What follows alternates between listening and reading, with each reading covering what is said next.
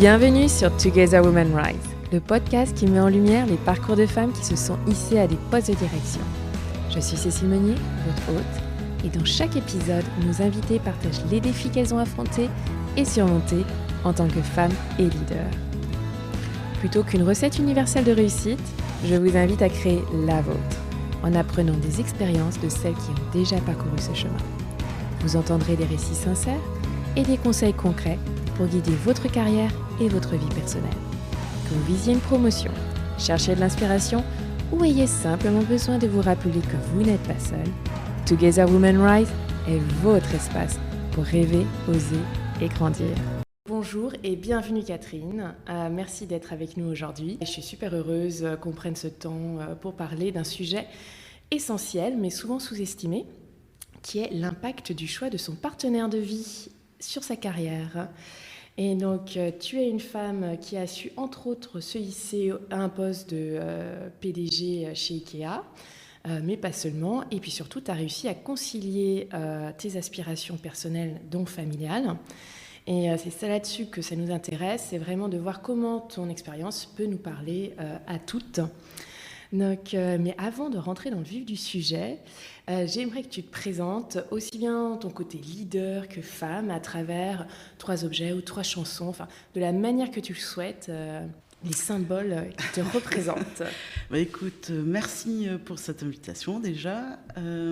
Et oui, alors donc effectivement, j'ai occupé un poste qui était plutôt intéressant en tant que DG d'IKEA dans différents pays. Et si je devais choisir 3 objets qui me caractérisent, on va dire, ou que les... J'ai fait un petit test auprès de ma famille. Okay. Je me suis dit, tiens, si j'avais 3 choses, 3 objets, qu'est-ce que ça pourrait être ? Et en fait, on est tombé assez d'accord sur les objets. Ok. Alors, partage-nous. Alors, le premier, je dirais que ce serait un phare. Un phare, pourquoi ? Parce que c'est mon côté un peu brave, en anglais, courageuse. Okay. Je suis quelqu'un vraiment qui affronte qui peut être capable d'affronter la tempête. Et souvent, qui sort de sa zone de confort. Il n'y a qu'à voir aujourd'hui, moi parler au micro, ce n'est pas ma zone de confort, mais j'aime bien justement me challenger et me mettre dans des situations un peu, des fois, délicates, mais tout en mettant en sécurité quand même les gens qui m'entourent, que ce soit ma famille ou professionnellement. Okay. Donc ça, c'est le premier. Ok, le phare qui sait traverser les tempêtes et qui sait être aussi la lumière pour les autres pour traverser la tempête. C'est ça. Super. Alors après, si je devais avoir un deuxième, je dirais que c'est un échiquier. Alors pourquoi ? Parce que d'abord, j'aime bien jouer aux échecs, donc forcément, spontanément, c'est un objet qui m'est familier. Mais en plus de ça, c'est un objet évidemment qui est assez, quand on joue, qui est assez stratégique et qui pense finalement pas uniquement au coup d'après, mais vraiment sur du long terme. Yes. Et ça transparaît aussi dans ma façon d'agir professionnellement. Je suis pas quelqu'un qui veut faire briller, faire un coup, mais j'aime bien laisser une trace, peu importe, plutôt positive, faut espérer, mais laisser une trace sur du long terme. Yes, ok, donc tu cherches plutôt à contribuer, tu cherches à vérifier, ok, qu'est-ce que ça va apporter sur le long terme et pas juste comme on arrive beaucoup à faire parfois en industrie, très rapidement on fait de l'argent, mais c'est pas grave après les déchets que ça peut générer et on est face à ça aujourd'hui. C'est ça. Et alors ton troisième objet ? Alors mon troisième qui me caractérise, on va dire, je dirais que j'ai pris un peu un symbole, c'est une lentille de vision connectée. Une lentille de vision connectée. Voire augmentée même. Ok. Alors c'est quoi ? C'est assez futuriste. Voilà. C'est que je suis en fait quelqu'un qui est d'abord, qui n'est pas digital native, mais qui est vraiment digital adopteur, on va dire, et très tourné vers le futur. Le présent et le futur, très peu tourné vers le passé. Le passé, évidemment, nous sert à nous construire, à construire l'avenir, mais je suis j'ai pas beaucoup de souvenirs dans le passé. Okay. Je vis à fond le présent, mais surtout je vis à fond le futur. Alors ça a des avantages et des inconvénients, bien sûr. Et alors dis-nous en plus, parce que là ça interpelle. Comment tu vis aujourd'hui justement le futur, par exemple au jour le jour?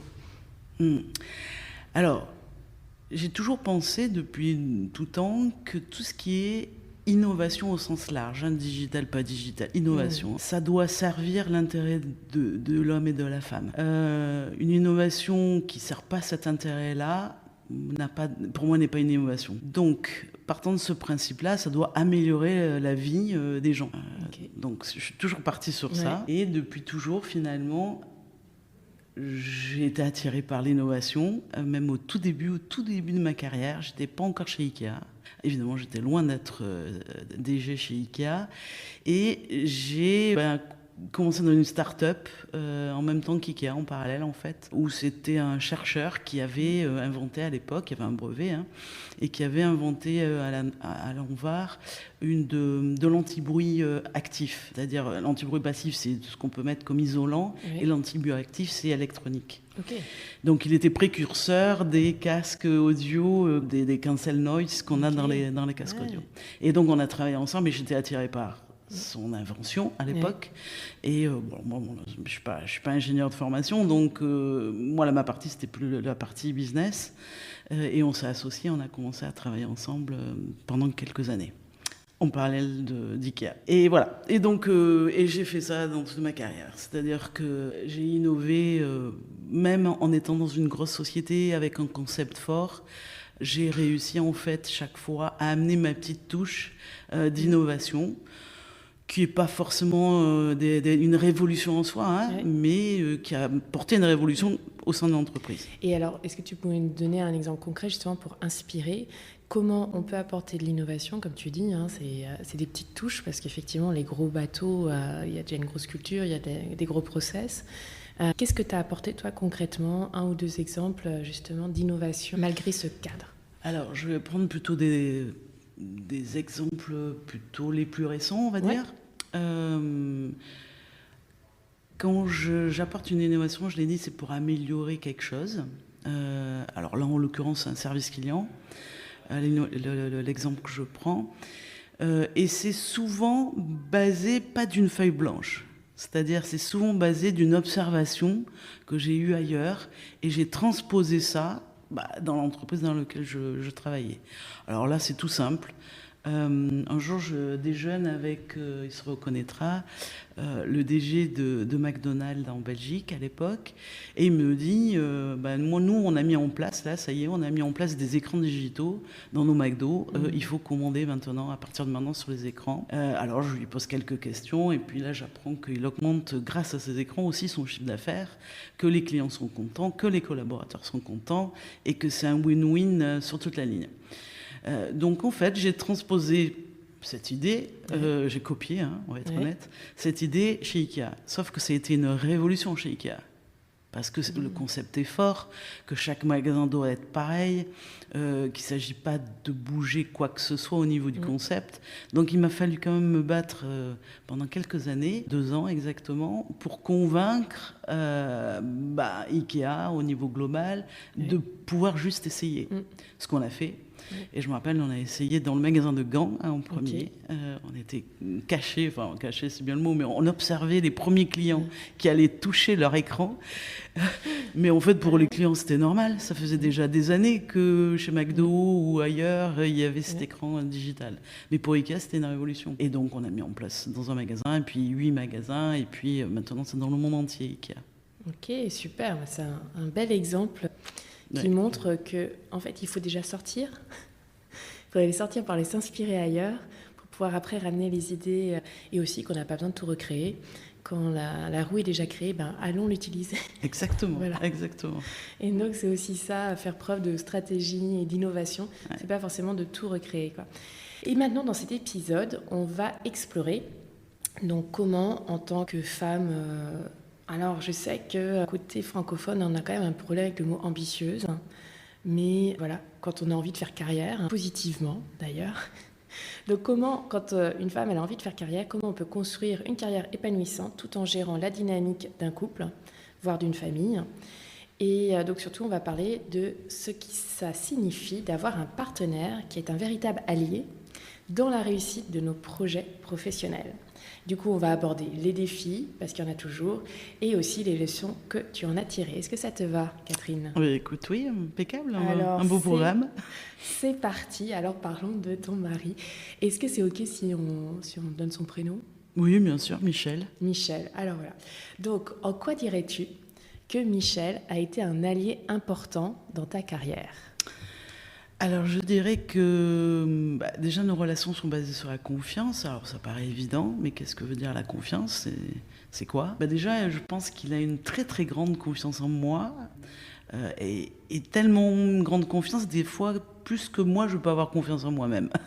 Donc, il est très serein. À aucun moment, il se met à douter de mes capacités, au sens très, très large. Okay, ça, c'est quand même un gros atout, d'avoir quelqu'un à côté de soi qui croit toujours, quand on a le moindre doute, la personne nous regarde en nous disant « Non, mais en fait, c'est bon, tu vas y arriver. » C'est exactement ça. Et c'est un peu sur ce ton-là. Parce qu'il est très cool. Mais bien sûr. Donc quand, par exemple, un exemple concret, plus récent, on va dire, quand je suis partie d'IKEA, j'avais évidemment préparé ma sortie, mais quand je suis partie d'IKEA, je me posais quand même des questions, qu'est-ce que j'allais faire, qu'est-ce que je valais sur le marché. Et donc, lui me dit, mais évidemment que tu vas pouvoir aider des entrepreneurs. J'ai dit, mais oui, mais j'ai fait que IKEA. Donc, et c'est pas des entrepreneurs, c'est une grosse entreprise. Donc, est-ce que je vais savoir accompagner des entrepreneurs, des dirigeants d'entreprises ? Je ne savais pas, moi. Mais lui, il était convaincu que oui. Alors, j'ai commencé petit à petit, puis je me suis rendu compte que oui, évidemment, j'arrivais à apporter quelque chose. Mais au début, je doutais de moi-même, lui, il ne doutait pas. Et cette certitude qu'il a, lui, vis-à-vis de toi, ça t'apporte quoi ? De la force, évidemment, de la confiance en moi. Parce qu'on manque, on manque toutes, et je dirais toutes plus que tous, mais aussi tous, ça arrive aussi, bien sûr, de la confiance en soi. Donc, du coup, il m'apporte cette confiance en moi, évidemment. C'est intéressant parce qu'on pourrait se dire, bon, voilà, tu as été CEO d'IKEA dans plusieurs pays. On se dit, ça va, elle n'a plus rien à prouver. Mais en fait, tous jusqu'à la fin, je pense, de nos derniers jours, ça nous fera toujours du bien qu'il y ait quelqu'un qui nous dise qu'il a confiance en nous. Même si on travaille toujours à augmenter notre confiance en soi. Mais... Oui, bien sûr. On a toujours des moments de doute, évidemment, dans toute position, je pense. Ouais. Donc voilà, ça aide. Est-ce que tu te souviens de la première fois où tu as peut-être exprimé à Michel, à ton mari, que tu souhaitais justement faire une carrière à un certain niveau ? Alors, je dirais que c'est peut-être un peu atypique, mais j'ai jamais planifié ma carrière. Okay. C'est-à-dire que pour moi, ça a été la conséquence de mon énergie et la conséquence de ce que j'avais envie de faire, en fait. Mais ça n'a jamais été un but en soi. C'est-à-dire que je ne me suis jamais posée en me disant « demain, je serai CEO ou « demain, je serai DG ». Jamais. Donc, du coup, ça a été un peu au fil de l'eau. On est toujours venu me chercher. J'ai même une petite anecdote où on est venu me chercher par 2 fois et j'ai dit non pour des raisons pas professionnelles mais personnelles parce que j'étais dans un stade de ma vie où je venais d'avoir un enfant. Et donc, du coup, je voulais m'occuper de cet enfant et pas prendre des responsabilités en plus. J'étais confortable dans ce que je faisais et je voulais prendre le temps. Et donc, j'ai dit non par 2 fois. Puis la 3e fois, il était plus grand et j'ai accepté. Et ça, c'est super intéressant parce que ça, justement, c'est typiquement dans, on va dire, la carrière d'une femme, mais des moments où c'est possible qu'elle ait des enfants. Et comme tu dis, à ce moment-là, tu as choisi plutôt un poste où tu étais confortable au moment où tu te retrouves maman. Puis c'était ta première fois ou ta 2e fois ? La première fois. Et là, tu décides, j'ai envie de m'en occuper. Et du coup, tu décides de rester dans ce poste confortable. Combien de temps pour toi, t'occuper de ton enfant, c'était combien de temps ? C'était 1 an, c'était 2 ans, c'était quoi ? Alors en fait, je l'ai fait même 2 fois pour chaque enfant, à vrai dire, en réfléchissant bien. La première fois, ça a duré, je dirais, une petite année. 10 mois, peut-être, quelque chose comme ça. La deuxième fois, 2 enfants, deux fois plus de soucis. Ça a duré 2 ans. 2 ans parce que je voulais m'assurer que tout le monde allait bien dans la famille. Je maîtrisais ce que je faisais. À l'époque, j'étais directrice de magasin. Ça tournait. J'avais déjà bien travaillé pour que ça tourne. Et je me trouvais bien dans la ville où on était. Parce que par chance, c'était la ville de mes beaux-parents. Et donc, du coup, on avait de l'aide aussi. Et donc, du coup, j'ai dit non. J'ai dit non, je ne veux pas bouger pour l'instant. Et puis, la troisième fois, au bout de peut-être 18 mois, 24 mois, on a bougé. Et là, je suis passée DG adjointe. Et donc là, au moment où tu prends ce poste de DG adjointe, donc j'entends que tu as quand même conscience que ça va être du boulot en plus, que là, tu vas sortir de la zone de confort et que maintenant, tu as 2 enfants. Quel rôle, justement, a joué ton mari et comment vous en avez discuté, justement, que toi, tu allais prendre ce rôle-là? Alors, je dirais qu'à chaque fois que j'ai pris une position importante, effectivement, tu as dit, c'est sur base de discussion. Et c'est vraiment un projet de famille. C'est-à-dire que ça n'a jamais été imposé et contraindre, que ce soit mon mari, évidemment, mais que ce soit aussi mes enfants. Bon, quand ils sont petits, non, mais plus tard, que ce soit mes enfants. Donc ça a toujours été un projet de famille et on a construit ce projet de famille ensemble. C'est-à-dire qu'on a transformé finalement quand même une contrainte pour eux, c'est-à-dire déménager. Donc là, on est plutôt quand tu as eu la contrainte avec tes enfants, c'est quand tu es partie en Allemagne Alors en Allemagne, mais aussi en France, dans différents endroits. Quand on a travaillé, je travaillais à Marseille, à Paris, à Toulouse, à Bordeaux, à Paris, plusieurs fois, à 3 endroits différents. Okay. Et alors concrètement, comment tu as construit ce projet commun? Quelle a été un peu la recette pour que chacun sente qu'il avait un peu le droit de parole quelque part? Eh bien, très certainement en donnant une vision positive des choses, que ça soit pour les enfants, que ça soit pour mon mari. On aime tous le voyage, on est tous un peu... On adore ça d'une manière générale. Donc le fait de voyager, de vivre dans un nouveau pays ou dans une nouvelle ville dans le même pays, c'est découvrir, être curieux et découvrir le nouveau monde qui nous entoure. Donc ça a toujours été en toile de fond. Et on a réussi je pense que j'ai réussi à transformer ça en quelque chose de positif, plutôt que de le vivre comme une contrainte où on perd nos amis, on perd des relations qu'on a, on perd nos habitudes, on perd notre maison dans laquelle on est, etc. Voilà, c'est le côté un peu positive thinking.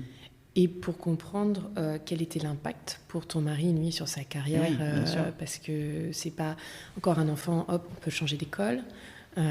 Normalement, on peut trouver une école qui prend la rentrée, mais c'est pas sûr qu'on retrouve un poste quand on déménage aussi facilement. Oui, ça c'est le grand sujet. Alors, je dirais qu'au début, avant qu'on ait des enfants, on va dire, il était hyper flexible. On déménageait en moyenne tous les 2-3 ans, et à chaque fois, il retrouvait facilement un job. Donc voilà, quand on a commencé à avoir des enfants, il fallait assurer l'intendance et que tout se passe bien à la maison, les inscriptions à l'école, qu'ils se sentent bien, aller les chercher. Et là, donc mon mari me dit, mais écoute, moi si tu veux, en tout cas on essaye, je vais pas travailler, je vais plus travailler, je vais m'occuper d'eux. Alors je lui dis, t'es sûr et tout, ça va aller Et oui, on essaye, et puis on verra bien. On peut toujours attendre de revenir en arrière, évidemment. Ouais. Donc c'est ce qu'on a fait. Il a pris goût à ça, jouer au papa poule. Donc c'est lui qui s'occupait vraiment de l'intendance de la maison et des enfants. Et jusqu'à la fin, je veux dire jusqu'à leur bac, il a fait papa taxi à la fin. Mais c'est l'équilibre de vie qu'on a choisi. Et je faisais des pitch checks de temps en temps. Je me disais, ça peut peut-être pas durer. Parce que pour moi, c'était super confortable, évidemment. Oui, parce que justement, qu'est-ce que ça t'a apporté de savoir que ton mari, finalement, gérait les enfants, l'intendance? Ça t'a apporté quoi? Énorme. J'avais pas besoin de confier mes enfants à une nounou ou dans une crèche et peut-être m'inquiéter au début. Je suis quand même assez mère poule. M'inquiéter au début, est-ce que ça va aller? Est-ce qu'ils vont être heureux? Est-ce que ça va bien se passer? Parce qu'ils étaient avec leur père, donc évidemment, ça allait bien se passer. Il y a la flexibilité aussi, pas d'horaire. Aller à 18h chercher son enfant à la crèche. Quand ils étaient malades aussi, je savais que mon mari de suite allait aller chez le médecin, il allait tout faire pour avoir un rendez-vous rapide. Donc moi j'étais vraiment tranquillisée et c'était plus un souci, plus un problème. C'était pas de stress. En fait. À quel point pour toi tu penses que c'est important ce côté où tu n'avais aucun stress? Enfin, aucun. Il y en a toujours un peu, de connaître les enfants, mais en tout cas, tu avais déjà une grande partie du stress lié à la gestion, on va dire, des enfants et de la maison, qui était gérée par Michel. Est-ce que tu pourrais quantifier finalement l'impact positif que ça a eu pour toi pour faire carrière et être peut-être encore plus dans ton job à 100%? Alors peut-être qu'il y a deux éléments qui m'ont permis de faire carrière. Évidemment, c'est lui. Oui. Pour la raison qu'on vient de dire, parce que ça a un impact énorme. Je crois, enfin c'est difficile de revenir en arrière, mais je crois que si j'avais été seule, il existe des mamans qui travaillent en étant seules, j'aurais pas pu faire carrière comme j'ai fait carrière. Ça c'est un premier point. Et le deuxième point, c'est ce que je disais tout à l'heure, c'est la confiance. La confiance mutuelle dans la façon dont il allait gérer la maison et les enfants, et la confiance qu'il a en moi dans la façon dont j'allais gérer ma carrière et que j'allais, bien entendu, pour lui, y arriver. Donc j'entends que c'est un double pilier, quoi. Oui, c'est ça. C'est ça. C'est un double pilier. Et du coup, avec déjà tout ce qu'on s'est déjà dit, si tu avais donc un conseil à donner aux femmes, justement, qui n'ont peut-être pas encore rencontré l'homme avec qui elles vont passer un certain temps, on va dire. Mais, donc, quels seraient les ingrédients, justement, qui sont essentiels pour toi pour avoir un couple qui va permettre une carrière épanouissante? Même si, évidemment, ça t'appartient à toi et que chacun est différent. Aussi, ce que tu as vu autour de toi, d'autres femmes qui avaient les mêmes positions que toi, peut-être que vous avez constaté que vous aviez tout un peu des maris qui avaient peut-être des traits de caractère en commun. Alors, je dirais que le premier élément, en tout cas de ma recette à moi, c'est que il faut jamais être tout le temps à 100% de sa capacité en termes d'énergie. C'est comme si on a une batterie sur son téléphone. Ne jamais utiliser 100% de la batterie. C'est-à-dire se garder toujours, je sais pas, un espace de 20%, ou à peu près, c'est pour donner une image, pour sa vie personnelle, donc familiale, de couple, de maman, et ou pour garder aussi une latitude en cas de crise professionnelle. Et j'en ai vécu. C'est-à-dire que si on est toujours à 100%, on rentre le soir, on est vidé.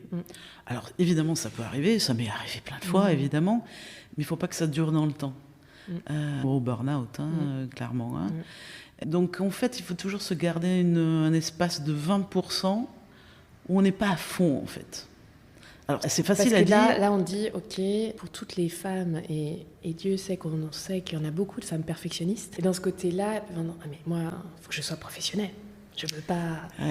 Donc, comment on pourrait arriver à le traduire en quelque chose d'entendable, positif pour toutes ces femmes, qu'en fait, c'est se rendre compte peut-être aussi qu'en fait, à 80%, peut-être que tu délivres déjà du 110% par rapport à la norme. Oui, alors ça, c'est très difficile d'évaluer, effectivement. Parce que souvent, quand on est un peu perfectionniste et qu'on a tendance à beaucoup donner, généralement, on délivre beaucoup plus qu'on nous a demandé. Oui. Alors après, moi, j'ai une approche qui est un peu particulière et je sais qu'elle est un peu atypique. Moi, je ne travaille pas pour un objectif. Okay. Alors, dans toute entreprise, la performance, c'est important. Mais qu'est-ce qu'on met derrière la performance ? En fait, chez Ikea, c'était pareil aussi. On mettait un objectif de chiffre d'affaires, un objectif de rentabilité, comme dans toute entreprise, normal. Moi, ça ne m'a jamais intéressé. C'est pas ce qui me motive. Ce qui me motive, c'est pas d'atteindre un objectif chiffré, un KPI quelconque. Ça me motive absolument pas.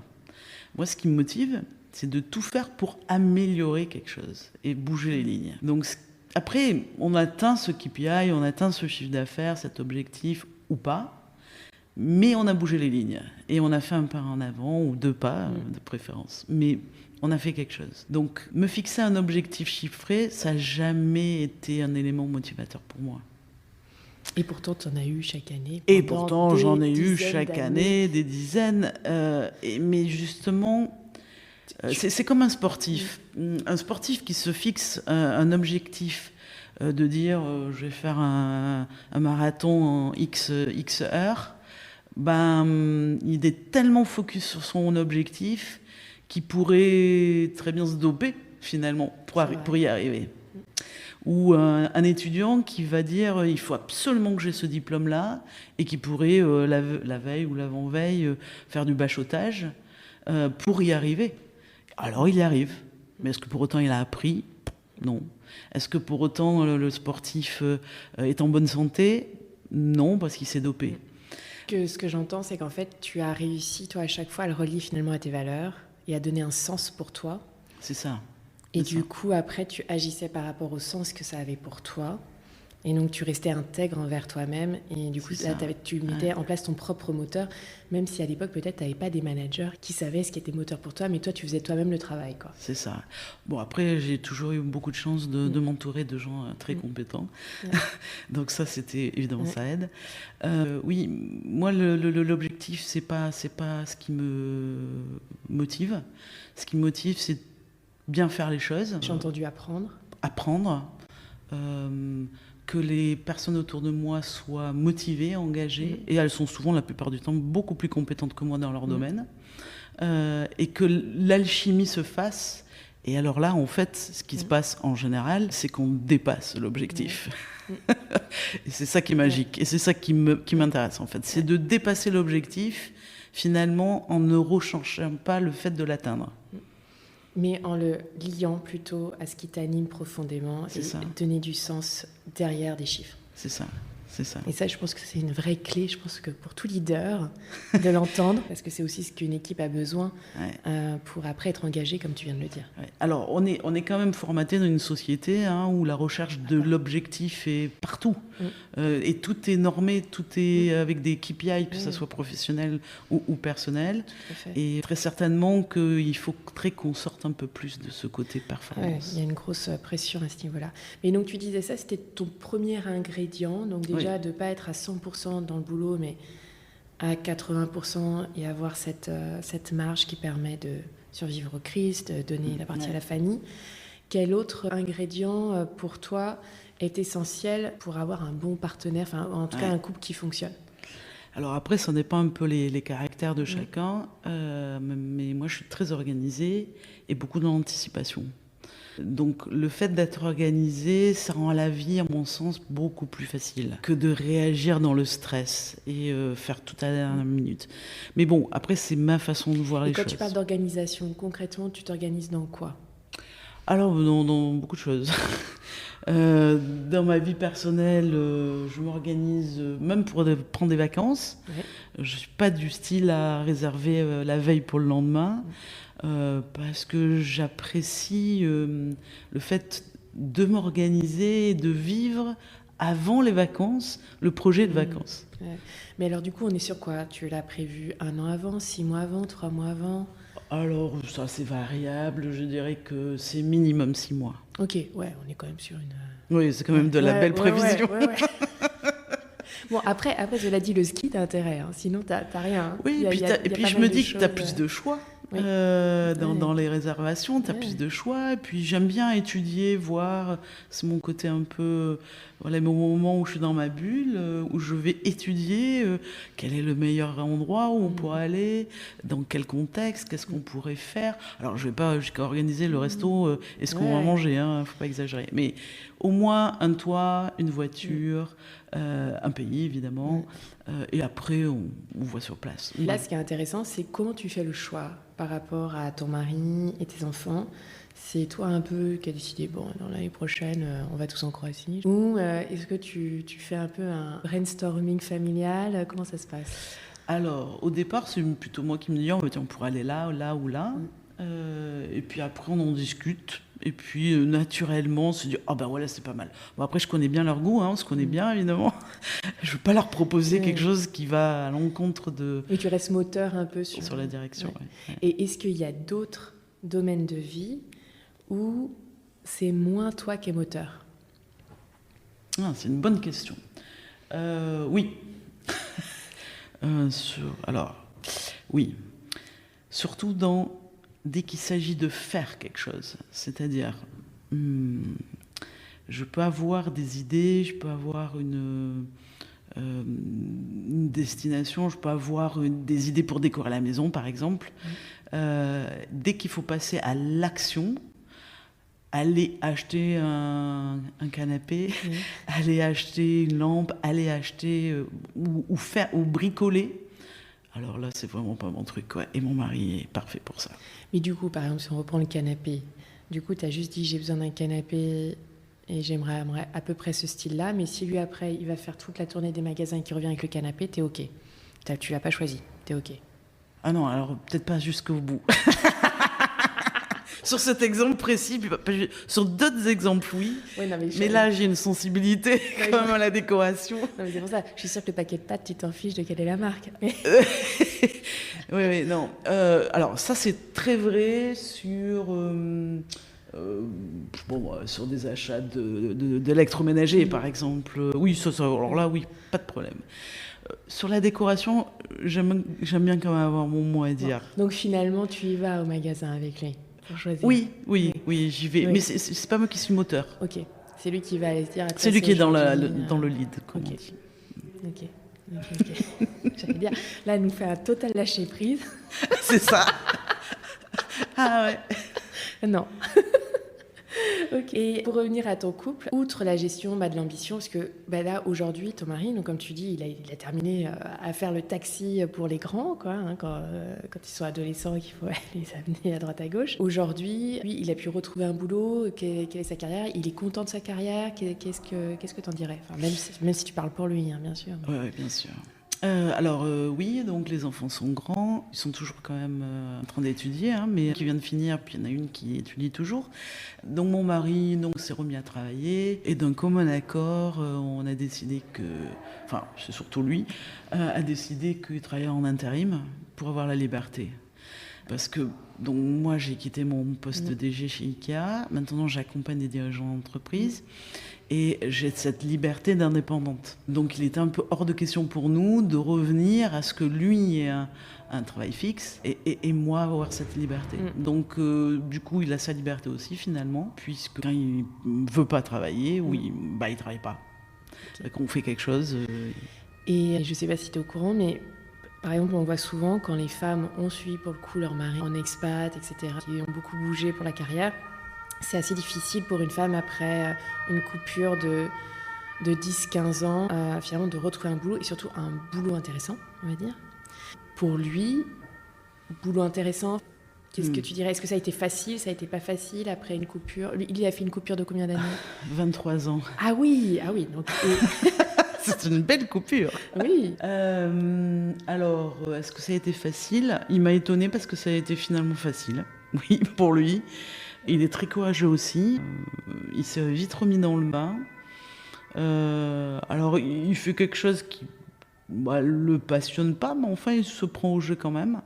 Et ça ne le pèse pas, bien au contraire, parce qu'il n'y a pas d'obligation pour lui de retravailler. Donc, non, ça se passe plutôt bien, je dirais. Bon, c'est assez récent. On va voir si ça dure.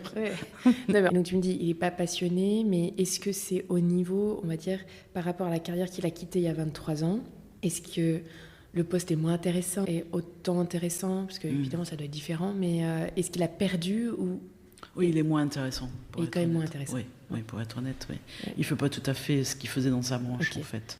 Il a accepté de redescendre un petit peu, pour remettre un peu le pied à l'étrier, quoi. Ouais. Et puis, on espère que d'ici 1 an, 2 ans, pouf, il puisse remonter. Voilà. Mais c'est intéressant parce qu'on se rend bien compte que ce soit aussi bien un homme ou une femme, à un moment donné. Toi, tu as été CEO, mais parce que lui, il a pris la place de vraiment t'aider, une vraie place au niveau des enfants et de la maison. Et puis après, il est confronté à la même chose qu'une femme. Qui serait dans la même quand ça fait 20 ans qu'on est sorti. Ouais. Et puis un trou de 20 ans sur un CV, personne ne comprend. Personne ne comprend ça. Ouais.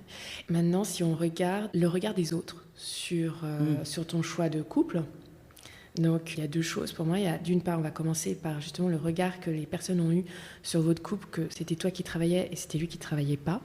Donc, qu'est-ce que tu as entendu? Alors, j'ai jamais eu en direct, en tout cas, des remarques désobligeantes.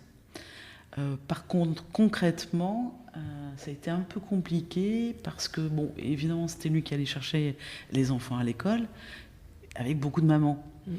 Et donc les mamans se connectaient entre elles, allaient boire un café, et il a rapidement été exclu de ces mamans, parce que c'était un homme. Et donc, du coup, ça a été un peu compliqué pour se faire des amis chaque fois qu'on déménageait. Il a toujours fallu que moi, de temps en temps, j'aille aussi chercher finalement les enfants à l'école, avec lui du coup, pour l'introniser dans ce milieu des mamans. Intéressant. Et une fois que c'était parti, évidemment. Mais il y avait un peu ce côté appréhension. Bon, je pense que c'était inconscient. Voilà, tous éduqués comme ça. Et même les femmes avaient très certainement inconsciemment cette appréhension de dire qu'est-ce que c'est ce papa qui vient chercher tous les jours ses enfants à l'école, quoi. Et donc, ne l'incluaient pas dans leur café ou dans leur discussion X ou Y. Et puis après, une fois, c'était parti. Et ça se passait super bien. Et j'ai une autre personne que j'interviewe, mais en anglais. Elle a dû vraiment se confronter à sa famille. Elle est d'origine d'Argentine. Et alors que sa sœur est avec son mari, donc sa sœur ne travaille pas, mais son mari travaille. Et c'était genre, mais qu'est-ce que tu fais? Mais pourquoi ton mari travaille pas? C'est pas normal. Et il a fallu qu'elle dise, non, en fait, c'est exactement la même configuration, sauf que là, c'est moi qui travaille et c'est mon mari qui gère les enfants. Je vois pas en quoi c'est différent, et merci, ça reste encore un homme, et il n'y a pas de souci par rapport à ça. Mais il a fallu vraiment qu'à un moment donné, alors voilà, Amérique du Sud, mais je pense que même sans être dans l'Amérique du Sud, même en Europe, tout à fait. il y a quand même, envers les autres hommes, tu vois, les autres hommes, comment ils percevaient ton mari, tu vois, vraiment le regard des hommes entre eux aussi, qui peuvent être un peu durs. Alors, la seule fois où ça a pu arriver, c'était plutôt mon père, qui comprenait pas pourquoi il s'arrêtait de travailler, quoi. Enfin, c'était quand même, c'est pas possible, quoi. C'est un homme, il doit travailler, il doit ramener du salaire à la maison, et voilà ce cliché. Mais bon, c'est une autre génération. Nos amis, alors est-ce que ce sont nos amis parce que ça se passe bien et donc voilà, c'est pour ça que ce sont nos amis? Non, je pense pas qu'il ait déjà vécu ça, honnêtement. Ce regard des autres hommes vis-à-vis de lui, ou ce regard des femmes vis-à-vis de lui. Je pense qu'ils nous ont acceptés comme on est, et même si eux, c'est évidemment souvent l'opposé. Et il est le seul dans cette configuration, enfin on est les seuls dans cette configuration, mais ça se passe plutôt bien. Alors c'est peut-être pour ça que c'est nos amis, hein. Oui, peut-être. Peut-être. Et la deuxième partie où je trouve que le regard de la société peut être dur, c'est le fait qu'une femme, voilà, à un niveau PDG, c'est que toi, tu as certainement été amenée à aller voyager, parce qu'on voyage quand même beaucoup, plus on grimpe les échelons quand même, plus on se retrouve quand même à bouger à droite à gauche et à être moins présent tous les soirs à la maison. Est-ce que tu as été déjà confrontée à de tes collègues qui font « Ah mais alors, qui c'est qui gère les enfants ?» ou mais alors ils voient jamais leur mère. Enfin, alors en fait, je suis assez finalement transparente, et donc je dis assez rapidement comment je suis organisée à mes équipes. Donc du coup, il n'y a pas de surprise. Ah mais qui va gérer tes enfants? Et c'est quand tu t'en vas comme ça plusieurs fois, ou même toutes les semaines ou plusieurs semaines. Finalement, j'ai jamais eu la question parce que j'ai anticipé finalement en disant voilà comment nous on est organisés. Mon mari s'occupe de l'intendance, c'est lui qui parle les langues étrangères d'ailleurs, il est bien meilleur que moi à apprendre l'allemand ou l'italien, et donc c'est lui qui s'y colle, et moi j'ai la liberté d'esprit pour être à fond, mais toujours à 80% dans mon travail. Et est-ce que tu as eu à certains moments une certaine forme de culpabilité? Je sais pas, imagine tu as les enfants qui sont malades, t'es pas là. Alors, je vais peut-être paraître égoïste, mais non. Non mais c'est top. C'est top parce que là justement, et quand je t'entends, je vois vraiment que pour toi, tu expliques à tes équipes comment tu fonctionnes, etc. Et la manière dont tu le dis, on voit bien que pour toi c'est juste. on voit que tu n'as pas de culpabilité et c'est top parce qu'en même temps, j'ai entendu que tu es une maman poule. Oui. Donc, l'un n'empêche pas l'autre. Ah oui, donc, complètement.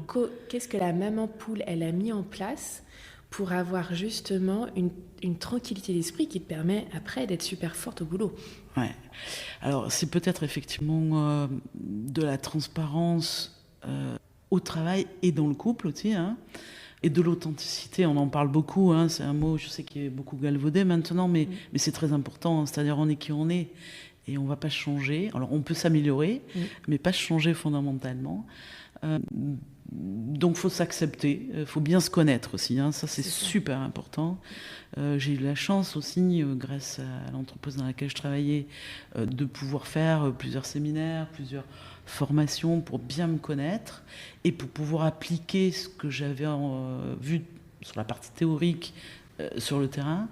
Donc ça m'a beaucoup aidé. Et donc concrètement, c'est quoi que tu avais vu et que tu as appliqué qui t'a permis Des formations sur le leadership, sur quel est mon style de leadership, quel est mon style d'apprentissage.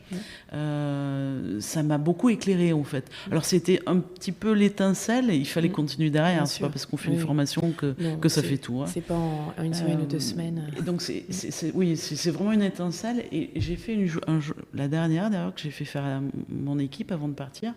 C'est une intervenante qui est venue nous faire un profil sur nos énergies. C'est-à-dire qu'est-ce qui donne de l'énergie au travail et qu'est-ce qui prend de l'énergie. Et là, ça a été un peu la révélation pour moi sur qu'est-ce qui me donne, pourquoi je réagissais de telle façon. Ça m'a donné plein de clés d'explication, en fait. C'est pas que je me suis complètement découverte, mais je me suis dit, voilà pourquoi ça, je vais plutôt faire ça comme ça que comme ça. Et d'ailleurs, c'est un modèle que j'utilise maintenant quand j'accompagne les dirigeants, pour qu'ils se connaissent bien eux-mêmes, pas sur leur profil de personnalité, ça c'est d'autres modèles, mais sur qu'est-ce qui me donne de l'énergie et qu'est-ce qui me prend de l'énergie. Et l'accepter, parce que c'est à vie. Parce que ça ne change pas. Et du coup, réorganiser aussi son temps pour être sûr qu'à la fin de la journée, il te reste de la batterie d'énergie et que tu n'as pas tout mangé. Quoi. Exactement. Et chercher la complémentarité, parce que ce qui me donne l'énergie à moi, prendre l'énergie à quelqu'un d'autre et vice-versa. Et ce qui fait la beauté de l'intelligence collective, c'est la complémentarité d'une équipe. Et pas recruter des gens similaires à soi-même. Ce qui est quand même une difficulté au début, non ? Oui, bien sûr. Au début, je ne savais pas. On a tous tendance à recruter... des mini-soi, quoi. Oui, bien sûr. Et quand on comprend qu'il vaut mieux recruter des gens différents et que ça marche, et qu'on est beaucoup plus performant dans l'entreprise quand ça marche, on a compris, on continue. Comme tu dis, il y a la théorie et puis il y a la pratique. Parce qu'évidemment, quand c'est un mini-soi, la communication est plus fluide. Oui, c'est plus facile, ça va plus vite. Quand toi, t'es passé justement d'arrêter d'embaucher des mini-toi, mais des complémentaires à toi, en parallèle, t'as été vigilante à quoi ? Tu t'es fait accompagner, parce que justement, c'est un switch pour pas avoir ton biais d'affinité qui prend le dessus, mais à chaque fois, de rester en conscience, oups, là, je suis en train de me faire prendre par mon biais d'affinité. Oui.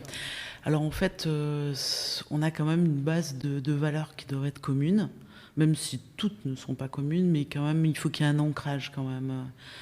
Et ça, c'est important. Après, en termes de tout ce qui est compétences ou soft skills, ça doit être complémentaire. Moi, je sais là où j'ai des atouts et je sais là où j'en ai pas. Donc, je vais plutôt recruter des personnes qui ont les atouts que je n'ai pas, tout simplement. Alors, ou en soft skills ou vraiment en pure compétence, connaissance, mais surtout en soft skills. Parce que évidemment, c'est complémentaire. Donc, on en revient vraiment à un côté de vraiment bien se connaître, de s'accepter aussi avec tout ce qui est moins bon. C'est ça. Et du coup, d'aller chercher auprès de l'autre et de ne pas se sentir en compétition. C'est ça. Mais justement de se dire, mais tant mieux, je sais où je suis bonne et je reste là où je suis bonne. Et ce qui est, je pense, une grosse difficulté au niveau à surpasser. Oui, parce que ça laisse à la fois aussi beaucoup d'autonomie finalement aux personnes avec qui on travaille. C'est-à-dire que j'ai des souvenirs bien précis où de personnes me remerciaient chaque fois de leur laisser autant d'autonomie. Mais pourquoi ? Parce qu'ils étaient excellents dans ce qu'ils faisaient. Et moi, sur ce domaine-là, je savais de quoi on parlait, évidemment, mais ce n'était pas ma force. Donc, du coup, la personne avait une autonomie énorme. et avait besoin de cette autonomie pour être créatif, pour innover, pour ajuster, voilà. Et là, on en revient à un autre podcast que je ferai sur un autre sujet qui est: doit-on savoir faire ce que fait notre équipe? Absolument pas. Voilà. Alors absolument pas. Alors là, moi, j'entends très clair. Encore beaucoup parfois de managers, un peu les premiers managers qui sont pas encore très high seniorship, parce que de toute façon, plus on monte, plus faut lâcher. Bien sûr, on peut pas savoir tout faire. Bien sûr. Mais quand on est au début du leadership, on a l'impression qu'on est seulement crédible que si on sait tout faire, mais pas du tout. Enfin, sinon, là, on peut pas rester à ton 80%. Ouais. On a toujours tendance, là aussi c'est une histoire d'éducation, plus on va dire dans la vieille Europe, à demander à ce que son chef sache tout faire et sache faire avant de pouvoir donner des ordres. Mais en fait c'est l'inverse. Moi souvent je posais des questions en disant comment toi tu ferais quoi. Et j'avais une très bonne réponse des personnes. Je dis alors vas-y. Voilà, la confiance aussi. La confiance, c'est une forme de confiance, évidemment. Ouais, tout à fait. Donc d'abord un bon recrutement. Oui, c'est ça. Ok. Et pour terminer sur le côté justement carrière et couple et famille, je trouve que ce qui a changé quand même ces dernières années avec le Covid, on a eu cette chance de travailler de chez soi et que ça devienne un peu une norme de pouvoir, comment on appelle ça, du télétravail, mais aussi bien chez les hommes et chez les femmes. Donc ce n'est plus été juste le mercredi pour les femmes qui le prenaient, mais ça a ouvert un champ des possibles, puisque les papas ont découvert qu'eux aussi, 2 à 3 jours par semaine, ils pouvaient travailler de la maison et du coup ils pouvaient aller chercher les enfants à l'école. Et quand j'entends aujourd'hui Amazon qui force le retour 100% massif, moi je sens que ça peut être un recul sur les avancées du partage justement que les femmes peuvent aussi bien faire carrière que l'homme, parce qu'on a donné la possibilité aussi à l'homme de prendre la même place que la femme au niveau, on va dire, au moins d'aller chercher les enfants. Alors tu as tout à fait raison, je partage tout à fait. Le télétravail, on est passé de 0 télétravail à 100% de télétravail, à 80% de télétravail juste après le Covid. Et maintenant, on revient à 0% dans certaines sociétés. Je pense que c'est une erreur. Le télétravail, c'est quelque chose de très personnel. Il y en a qui adorent le télétravail, il y en a qui détestent le télétravail. Et c'est vraiment une histoire de personnes. Moi, juste avant le Covid, je m'autorisais tous les 15 jours, alors c'était tous les 15 jours, on ne parlait pas de télétravail à l'époque, tous les 15 jours, à rester une journée à la maison et me poser, réfléchir, travailler à mon biorhythme aussi. J'ai découvert que il y a des moments où j'étais très efficace et puis des moments où je l'étais moins, et puis je reprenais derrière. Et je me suis rendu compte de l'efficacité de cette journée. Alors c'était intuitif de ma part, encore une fois il n'y avait pas eu la crise du Covid, c'était juste avant, et je m'étais instauré ce rythme-là et je trouvais ça très efficace, et personnellement pour voir mes enfants et professionnellement. Donc je trouve que le télétravail c'est très bien, mais c'est une affaire très personnelle. Alors évidemment dans les entreprises il faut un peu l'encadrer, évidemment, mais il ne s'agit pas d'imposer un nombre de jours précis à chaque personne. C'est-à-dire qu'il y a des gens qui vont jamais vouloir être en télétravail. Quand on est jeune, pas en couple, sans enfant, le travail, c'est là où on rencontre du monde. Et puis il y en a d'autres, à l'inverse, leur monde idéal serait de ne pas en rencontrer. Alors évidemment, il y a un juste milieu. Alors après, dire c'est 1 jour, 2 jours, 3 jours, j'en sais rien. Mais il faut donner un cadre dans lequel chaque personne s'y retrouve. Full télétravail, peut-être que ce n'est pas la bonne solution pour une histoire de cohésion d'équipe, mais... créer de la culture d'entreprise. La culture d'entreprise, si on ne se voit pas... Et puis apprendre ce qu'on entend quand on est au boulot, on apprend des choses qu'on ne peut pas savoir. Et puis on est des animaux sociaux. Exactement. Donc il nous faut du contact, ce n'est pas que avec les réseaux sociaux. D'ailleurs, qui ne sont de moins en moins sociaux, mais ça c'est un autre sujet. Et donc c'est peut-être un juste milieu. Donc partir de 100% de télétravail et revenir à 0... Je ne pense pas que ça soit une bonne solution. Et le côté d'inviter les entreprises à inciter, en tout cas favoriser, que ça ne devienne pas quelque chose de genré. Parce que ça serait le risque qu'en fait tous les hommes reprennent à 100% et que les femmes soient 3 jours à la maison et du coup ça devient vraiment genré le télétravail. Non, et puis je pense que maintenant ceux qui auront goûté ça et qui apprécient le télétravail, ça peut être des hommes comme des femmes. Alors, pour terminer, 2 dernières questions. Est-ce qu'il y a une figure de leadership, mais ça peut être aussi bien qui a été quelqu'un de ta famille ou un mentor ou même un personnage fictif, d'une BD, d'un dessin animé, tu vois, qui t'a particulièrement inspiré dans qui tu es? Alors, je sais que c'est un peu particulier, mais j'ai pas un nom même fictif. Enfin, j'ai pas un nom d'un acteur, un chanteur, un personnage connu, parce qu'en fait, j'ai la fâcheuse tendance à prendre un peu le meilleur de plusieurs. Donc, et je pourrais même pas citer les plusieurs, parce qu'en fait, c'est un peu sur le fait. Ça peut être un employé que je vois une fois tous les ans, qui à un moment donné amène quelque chose de tellement pertinent, je dis tiens, c'est vachement inspirant ce que la personne dit, et je vais me l'approprier. Enfin, je vais essayer de m'en inspirer pour le mettre en œuvre. Mais ça peut être un homme politique, oui, ça peut. Ça peut être un manager, un leader, un N+1. Mais c'est un peu tout azimut. J'ai jamais été trop à idolâtrer un chanteur, ne serait-ce qu'un chanteur ou un acteur de cinéma ou une actrice de cinéma. De prendre le meilleur, c'est intuitif, ce que je dis, c'est pas calculé, pour m'en inspirer. Ok, super. Donc en fait, tout au long un peu de ta vie, selon ce que tu vivais, c'est ça, de l'extérieur, tu prenais des briques. Oui, c'est ça. Ok, super intéressant. Et pour conclure, quel message aimerais-tu transmettre à la future génération de femmes ambitieuses, justement, qui cherchent à construire une carrière tout en restant fidèles à elles-mêmes, à leurs valeurs, comme on a vu, et à essayer d'avoir une vie de couple épanouissante? Oui. Alors, je dirais,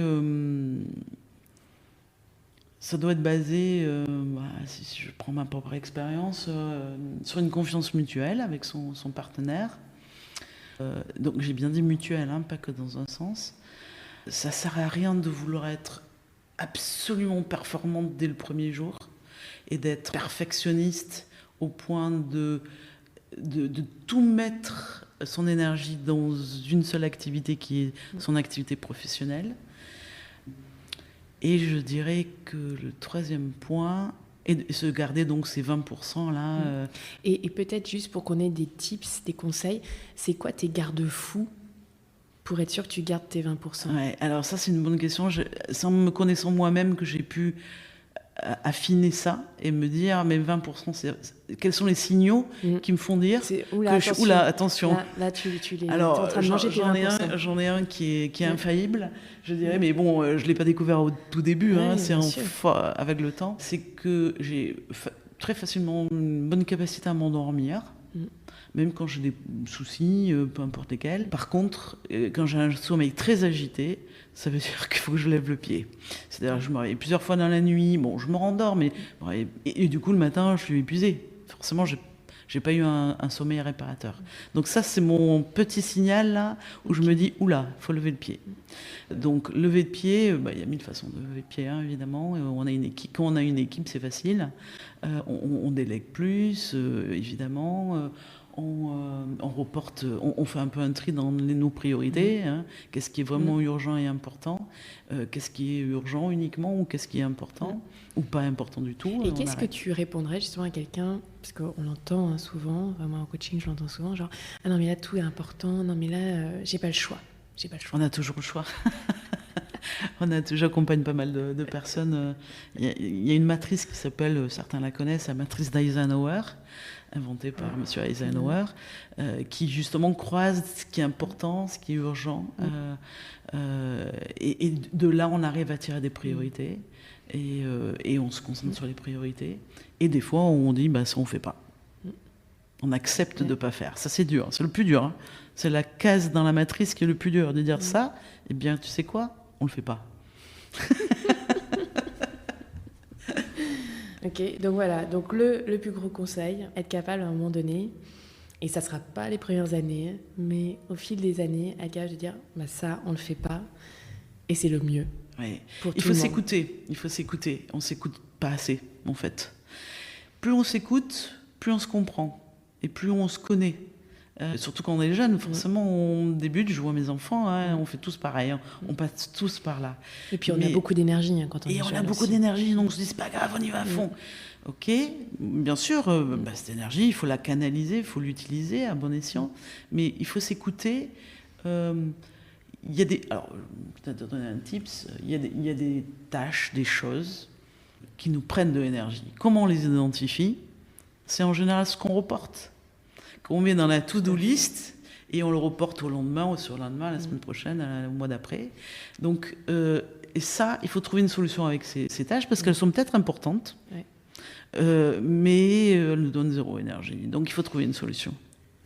Soit déléguer si on peut. Déléguer si on peut, prendre des conseils extérieurs.